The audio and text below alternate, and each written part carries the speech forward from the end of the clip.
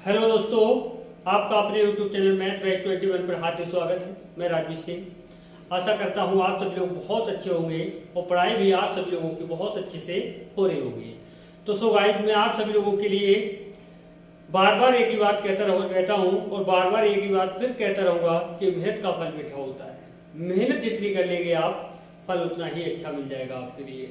तो अब तो करो और मरो का समय आ गया है, यानी कि ग्रुप डी का ऐलान हो चुका है। ग्रुप डी 17 अगस्त से आपका एग्जाम डेट क्लियर हो चुकी है। तो क्यों अपना टाइम बर्बाद कर रहे हैं और पढ़ने में लग जाइए। करना शुरू कर दीजिए मेहनत। जब तक मेहनत नहीं करेंगे तब तक इतिहास नहीं लिख पाएंगे। और बस यही समय है। मान लीजिए आखिरी लड़ाई है और इसी जंग के लिए आपको जीतना है और हर हालत में जीतना है।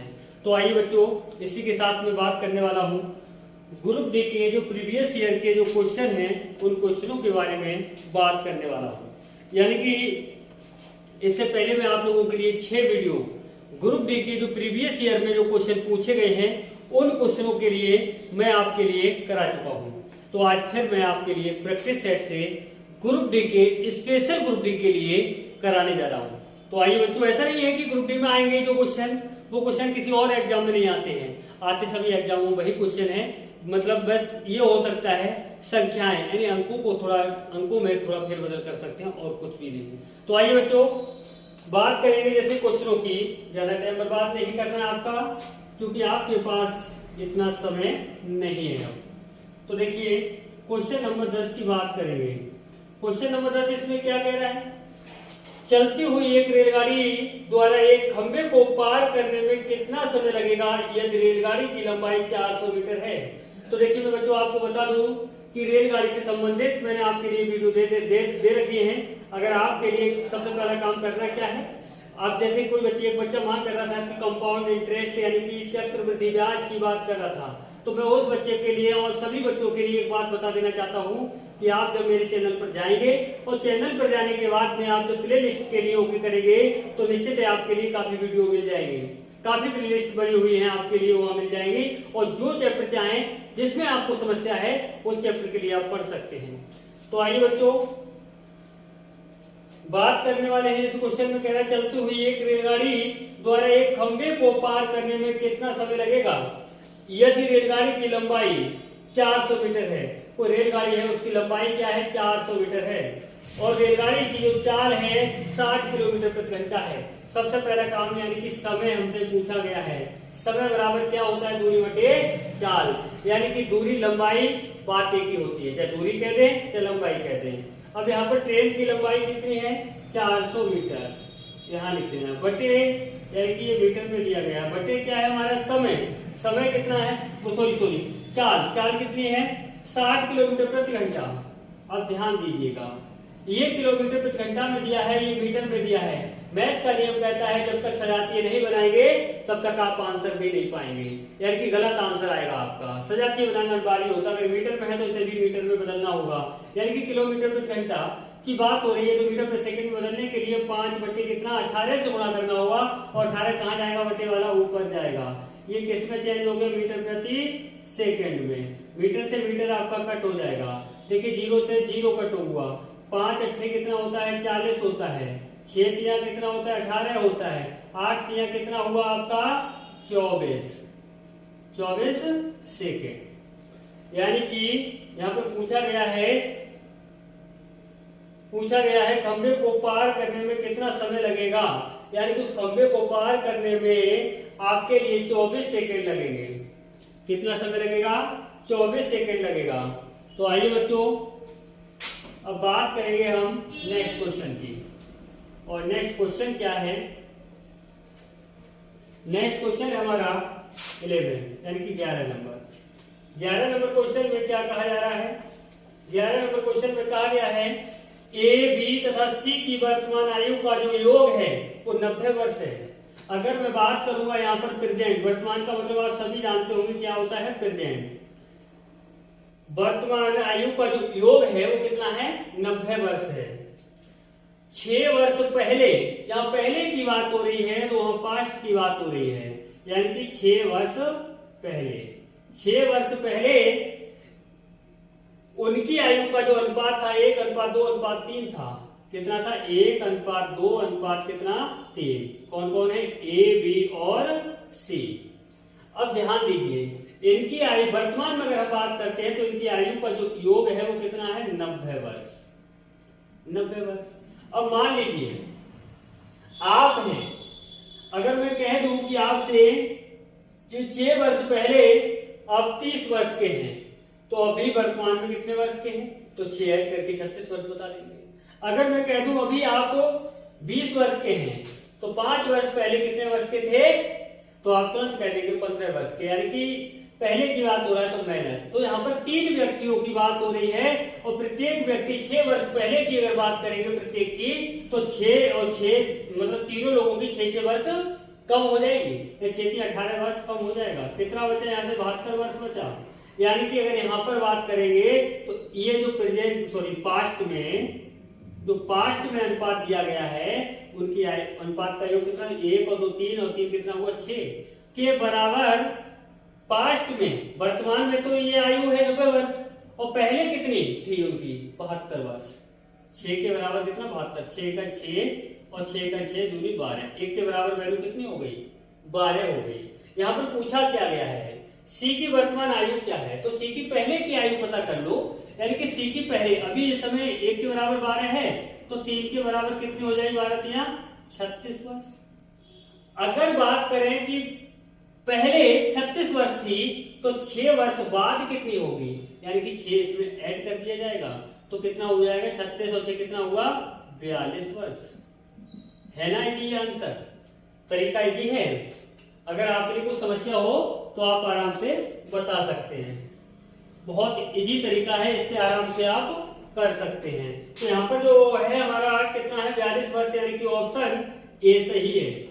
जो सही जवाब है वो हमारा क्या है ऑप्शन ए है। तो आइए बच्चों बात करेंगे नेक्स्ट क्वेश्चन की। और नेक्स्ट क्वेश्चन है हमारा क्वेश्चन नंबर 12। क्वेश्चन नंबर 12 की अगर हम बात करें तो यहाँ पर कहा गया है प्लेटफॉर्म पर खड़े हुए एक व्यक्ति को पता चलता है कि एक रेलगाड़ी उसे 3 सेकंड में पार करती है तथा उतनी ही लंबाई की विपरीत दिशा से, यानी कि दोनों कैसी हो रही है विपरीत दिशा से क्या 1 सेकंड 3 सेकंड में पार करती है तथा उतनी ही लंबाई की विपरीत दिशा में चलने वाली दूसरी रेलगाड़ी उसे 4 सेकंड में पार करती है। यानी कि दोनों विपरीत दिशाओं की बात हो रही है।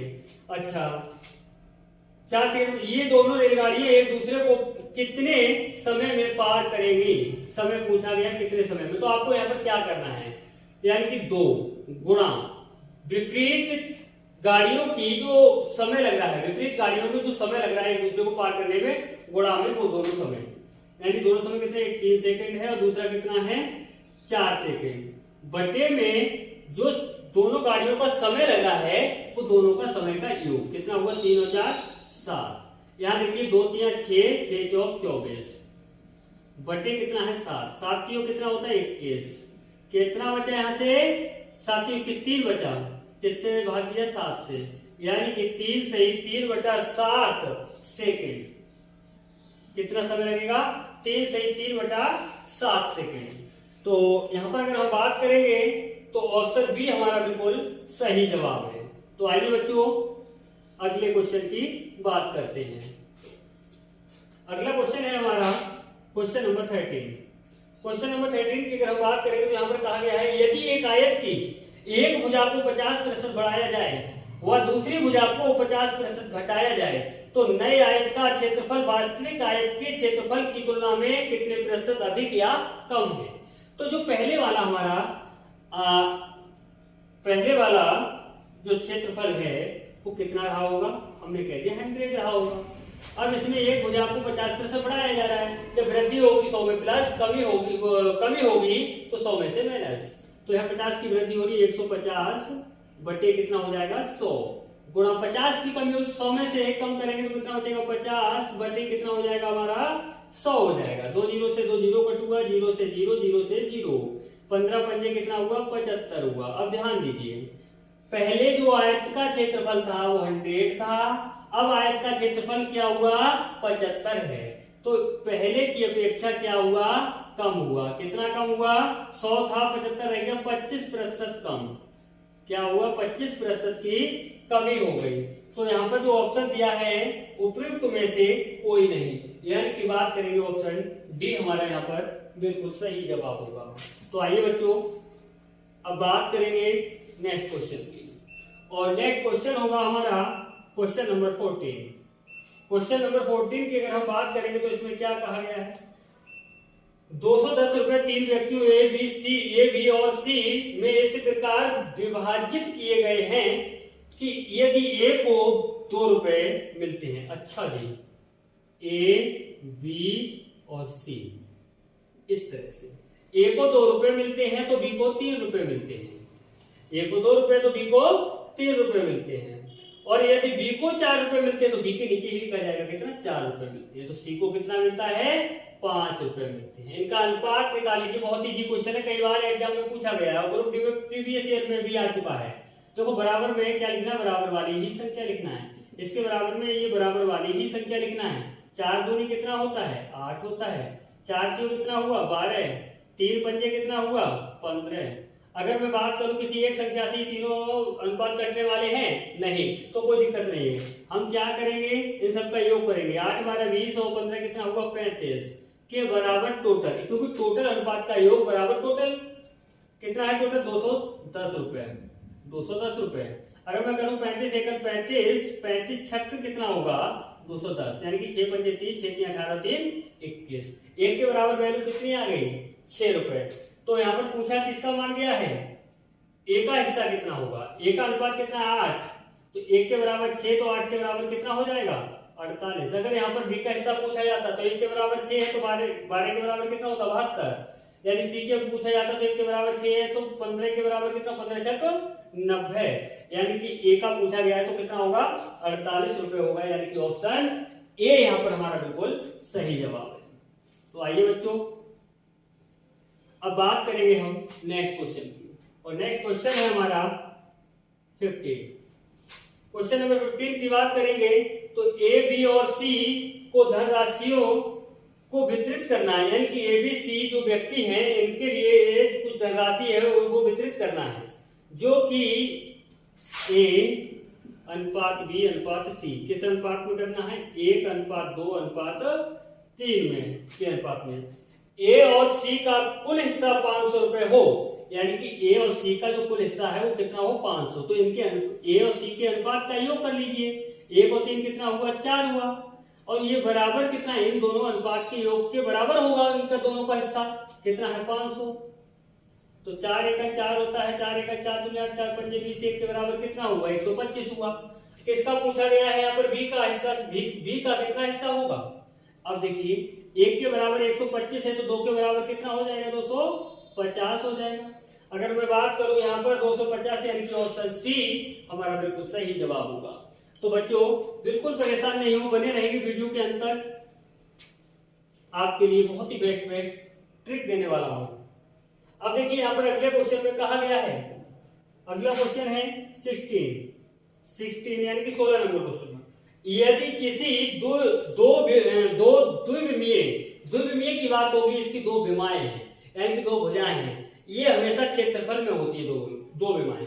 तो 2 विमीय आकृति की आकृतियों में समान भुजाओं या संगत भुजाओं का अनुपात, यानी भुजाओं का जो अनुपात है वो कितना दिया गया है, 2:3, 2:3 दिया गया है। तो उनके क्षेत्रफलों में क्या अनुपात होगा, भुजा हमेशा याद रखेंगे, जो भुजा होती है वो भुजा आपके लिए सेंटीमीटर या आपके लिए मीटर में मिलेगी, क्षेत्रफल हमेशा याद रखेंगे वर्ग सेंटीमीटर या वर्ग मीटर में मिलेगा। तो ध्यान दें ये किसमें था, सेंटीमीटर में या मीटर में। अब देखिए क्षेत्रफल की बात की जा रही है तो ये वर्ग में हो रहा है, तो आपको यही तो करना है, क्षेत्रफल पूछा जा रहा है तो डायरेक्ट 2 का वर्ग कर दो कितना, 4, 3 का वर्ग कर दो कितना, 9, बस 4:9 आपका बिल्कुल सही जवाब होगा।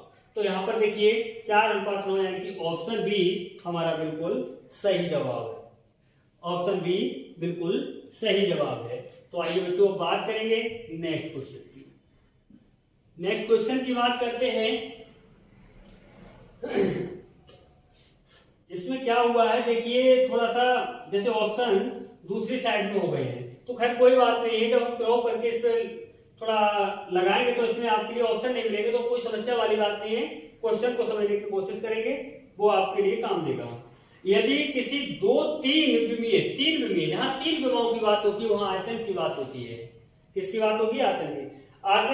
आकृतियों में संगत भुजाओं या दूसरी नापी जाने वाली लंबाइयों में अनुपात, अगर लंबाई कह दो या भुजा कह दो, बात एक ही है। इनका अनुपात 4:5 में है। तो इनके आयतनों का अनुपात क्या है? आयतनों का अनुपात सुनिए, हमेशा याद रखेंगे, लंबाई की बात करें या भुजा की बात करें, ये हमेशा सेंटीमीटर या मीटर में ही होगा। अगर यहाँ पर बात कर दे आयतन की, यानी कि वॉल्यूम, आयतन की अगर बात करेगा तो हमेशा याद रखना ये घन में होगा, घन सेंटीमीटर या घन मीटर में होगा। तो ध्यान देंगे, यहाँ पर हमसे आयतनों का अनुपात पूछा है, तो इनका घन करना है। 4 का घन कितना हुआ आपका? 64 हुआ। 5 का घन कितना हुआ? 125 हुआ। डायरेक्ट आपको उत्तर देना है। ऐसे क्वेश्चनों के लिए ज्यादा कुछ नहीं करना है। अगर हम बात करेंगे यहाँ पर ऑप्शन, तो ऑप्शन हमारा ए ऑप्शन सही होगा। खैर, अब बात करेंगे नेक्स्ट क्वेश्चन की, और नेक्स्ट क्वेश्चन क्या है देखिए। नेक्स्ट क्वेश्चन की अगर हम बात करते हैं, क्वेश्चन नंबर 17। क्वेश्चन नंबर 17 यानी कि 17 नंबर तो हो गया ना, 17। क्वेश्चन नंबर 18 की बात करेंगे। क्वेश्चन नंबर 18 की बात करेंगे, तो क्वेश्चन नंबर 18 में क्या कहा गया है? लिपिक की नौकरी के लिए प्रतियोगी परीक्षा में 1500 प्रत्याशियों ने भाग लिया। कितने प्रत्याशियों ने भाग लिया? 1500 प्रत्याशियों ने भाग लिया। उनमें से 15% परीक्षा पूरी नहीं कर सके, यानी कि परीक्षा केंद्र तक नहीं पहुंच सके, यानी कि 15 कम कर दो, कितना बचा? 85 बटे कितना? 100। अब क्या कहा जा रहा है? जो परीक्षा पूरी कर सके उनमें से 80% ने परीक्षा उत्तीर्ण की। कितने ने की? 80% ने। तो 80 बटे कितना होगा? 100।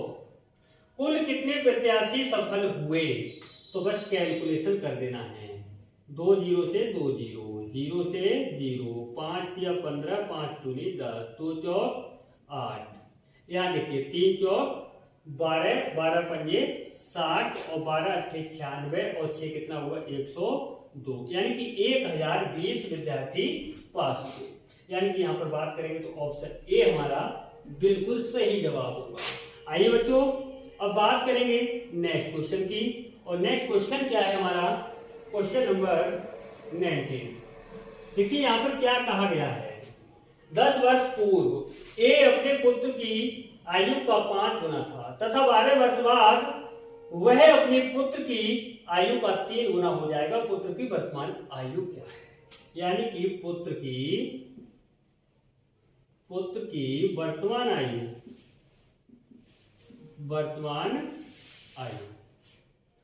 अब पुत्र की वर्तमान आयु जो पूछी जा रही है, यहां पर करना क्या है? सबसे पहला काम यह है, पहले कितने वर्ष पूर्व की बात हो रही है? 10 वर्ष पूर्व। कितने गुना? 5 गुना। जितने गुने की बात हो रही है उसमें से -1 करना है, यानी कि यहां पर 4 लिखना है, प्लस फिर कितने वर्ष बाद बात हो रही है? 12 वर्ष। कितने गुने की बात हो रही है? 3 गुना। जितने भी गुने की बात हो रही है बस उसमें से 1 कम करके लिखना है। बटे में लिखना है आपके लिए लिखना है जितने गुना, पहले कितने गुना है? 5 गुना, फिर कितना गुना है? 3 गुना। इन दोनों का डिफरेंस कितना आया? 2। जो भी आएगा डिफरेंस बटे में लिखा जाएगा। देखिए 10 चौक 40 और 12 दूनी 24, 24 और 40 कितना हुआ आपका? 64 बटे कितना है? 2, 2 3 6, 2 दूनी 4। कितना वर्ष का है ये? 32 वर्ष का। वर्तमान आयु क्या है इसकी? 32 वर्ष। यानी कि अगर हम बात करेंगे तो ऑप्शन सी हमारा बिल्कुल सही जवाब है। यहां पर सही जवाब क्या होगा? Option C. आइए बच्चों, बात करेंगे नेक्स्ट क्वेश्चन की, और नेक्स्ट क्वेश्चन क्या है? नेक्स्ट क्वेश्चन है हमारा क्वेश्चन नंबर 21। क्वेश्चन नंबर 21 की अगर हम बात करेंगे तो यहां पर कहा गया है √1 + x/144। बराबर 13/12। x का मान हमसे पूछा गया है। देखो बच्चों यहाँ पर करना क्या है, इसका पर वर्ग करेंगे तो इसका भी वर्ग करेंगे, यहाँ वर्ग से अंडर रूट कट हो जाएगा, यहाँ बचा वर्ग प्लस x बटे 144। 144 की गुणा आप इसमें करेंगे तो यहाँ हो जाएगा 144 और प्लस x बटे क्या है आपका 144 बराबर 13 का वर्ग कितना होता है 169 बटे 12 का वर्ग कितना हुआ 144। 144 से 144 कट हो जाएगा। अब यहाँ x यहीं रहने देंगे, बराबर में 144 जाएगा, प्लस का है तो माइनस का हो जाएगा, तो डायरेक्ट घटा दीजिए। 9 में से 5 जाएगा, 9 में से 4 जाएगा, कितना बचेगा 5 बचेगा, 6 में से 4 जाएगा 2 बचेगा, 1 में से जाएगा कुछ नहीं बचेगा, यानी कि क्या हो जाएगा x का मान 25 होगा। x का मान बच्चों क्या होगा 25 होगा। तो अगर हम बात करेंगे यहाँ पर तो ऑप्शन ए यहाँ पर बिल्कुल हमारा सही जवाब है। तो बच्चों आज के लिए इतने ही क्वेश्चन, और आशा करता हूं कि आप सभी लोगों के लिए ये क्वेश्चन बहुत ही पसंद आएंगे, क्योंकि मैंने आप लोगों के लिए प्रैक्टिस सेट से जो प्रीवियस ईयर में क्वेश्चन आए हैं उन्हीं क्वेश्चनों के लिए रिपीट किया है। और कोशिश मुझे लगता है जब मैं कोशिश कर रहा हूं थोड़ी बहुत, मेरा ज़्यादा तो प्रयास नहीं है लेकिन थोड़ा सा प्रयास है कि मैं आप लोगों से जुड़ूं और आप लोगों के लिए ज़्यादा से ज़्यादा समझाने की कोशिश करूं, ताकि आप सभी लोगों के लिए अच्छी तरह से समझ में आता रहे क्वेश्चन। और ये कहीं ना कहीं आप सभी लोगों के लिए बहुत ही फायदा देने वाले हैं। और इन क्वेश्चनों से मैं दावा के साथ कहता हूं, अगर ये क्वेश्चन आपने सही से पढ़ लिए और सही से आपको आने लगे तो एग्जाम भी क्रैक कराएंगे 100 में 100% गारंटी के साथ कहता हूं।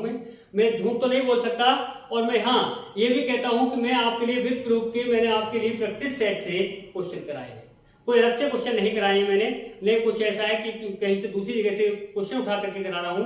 तो इसलिए मैं अगर आपको लग रहा है कि मैं वास्तव में आप सभी लोगों के साथ मेहनत कर रहा हूं और मैं आप लोगों से जुड़ना चाह रहा हूं, तो आप लोग भी मुझसे जुड़ने की कोशिश कीजिए और समझने की कोशिश कीजिए कि वास्तव में मैं आपके साथ में कितनी मेहनत करना चाह रहा हूँ। आगे भी इसी तरह से मैं आप लोगों के साथ में जुड़ा रहूंगा। तो सभी लोगों से रिक्वेस्ट है कि वीडियो के लिए लाइक कमेंट शेयर करना बिल्कुल ना भूलें। शेयर इसलिए करते रहें कि ये मेरे जो क्वेश्चन जो मैं पढ़ा रहा हूँ, जो तरीका मैं आप लोगों को, जो कॉन्सेप्ट आप लोगों को दे रहा हूँ, वो सभी लोगों के लिए मिल सके।